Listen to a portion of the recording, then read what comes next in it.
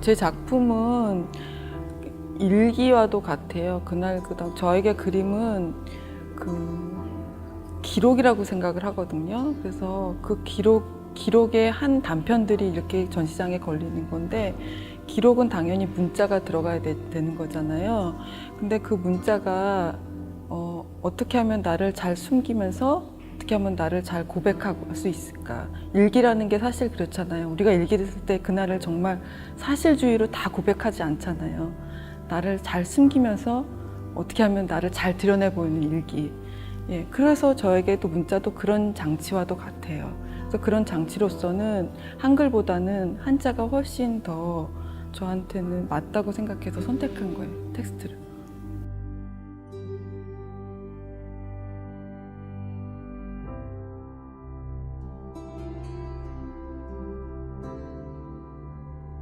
할머니 다락방을 열 때 거기에 붙어 있던 생활 미나들, 이런 것들이 이 집에 가도 붙어 있고 똑같은 게 이 집에 가도 붙어 있었어요.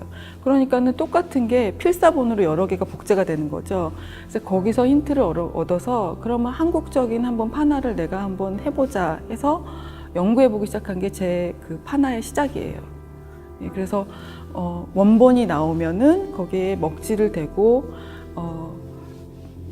베껴 그리고, 미나가 베껴 그리는 그림이지 저도 그 원본을 베껴 그리고 거기에 색이 필요한 데는 색이 들어가고, 선이 필요한 데는 색연필로 선이 들어가고, 면이 필요한 데는 옵셋 잉크로 그 켄트지를 조각조각 오려가지고 롤링을 해서 그 면이 들어가고, 그래서 그게 총체적으로 다 완성이 됐을 때 복제가 가능한 드로잉.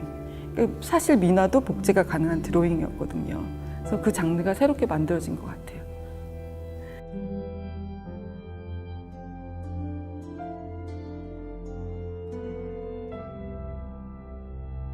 잘 쓰는 것보다 못 쓰는 게 얼마나 어려운데요. 못 쓰는 거 굉장히 어려워요. 못 쓰기 위해서는 몸에 힘을 빼야 되는데 그 힘 빼는 과정이 정말 시간도 오래 걸리고 불편한 것들을 다 덜어낸다는 게 힘든 일이죠. 네. 전시장에 걸린 게 제가 그림을 첫 번째로 그린 게 아니에요. 그러니까 앞에 10장을 다 버리고 나서 제가 10장을 그리는 동안 제가 몸에 힘이 빠지겠죠. 힘이 몸에 빠지고 나서 가장 자연스러운 내 몸이 됐을 때 만들어진 게 마지막 작품이에요. 그때는 잘 그리고 싶은 마음도 없어지고 잘나고 싶은 마음도 없어지고 너무너무 자연스럽게 못 그린 그림이 나오더라고요. 정말 못 그리는 거 되게 어렵죠.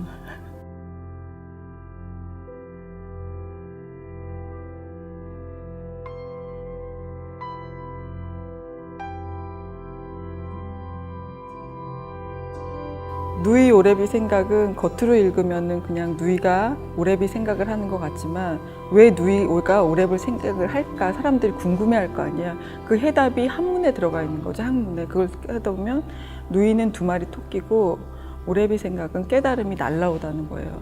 두 마리 토끼가 같이 부닥쳐야지만, 사람이 혼자 있으면 깨달음이 없잖아요. 어떤 상황이 부닥쳤을 때 그 부닥침에서 오는 깨달음, 그것을 얘기해주고 싶었던 것 같아요.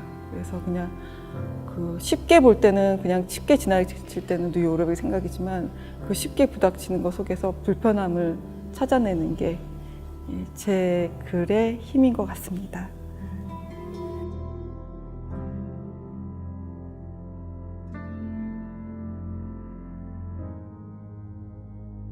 나이가 먹으면 먹을수록 경험은 쌓이게 될 수밖에 없는 거고, 그래서 제가 경험이 없을 때는, 그 경험이 그만큼이었을 때는 그냥 사랑이었지만, 내가 조금 더 10년 나이 먹었더니 그게 사랑이 되는구나.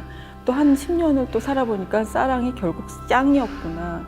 이 쌍이 한마디 뱉을 때 시장 상인들이 혹은 우리 엄마가 우리 아빠가 뱉는 그 쌍이 얼마나 삶에서 온 거룩한 쌍이었는가, 그 생각을 하게 됐어요. 학교에서 배울 땐 욕하지 말라고 배웠지만 그 안에서는 욕을 할 수밖에 없는 우리의 질퍽한 삶, 그게 얼마나 거룩한 건지 다시 또 깨닫게 된 거죠. 제가 이제 이 나이가 되니까 결국은 사랑은 너무 거룩하도다, 이런 얘기를 해주고 싶었어요. 거룩한 쌍에서.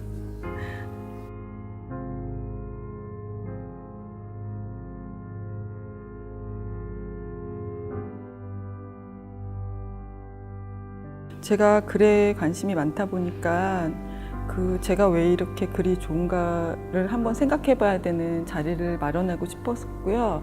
그 글을 좋아하고 싶은데 방황하시는 분들한테 이 자리에 와서 한번 같이 나눠보고 싶었고, 글과 그림의 경계선이 과연 있는가? 이미지와 언어의 경계선이 있는가? 그게 과연 필요한가? 그게 왜 필요하지? 그런 걸 한번 서로 나눠보는 시간이 필요하지 않을까 해서 만들어 봤습니다.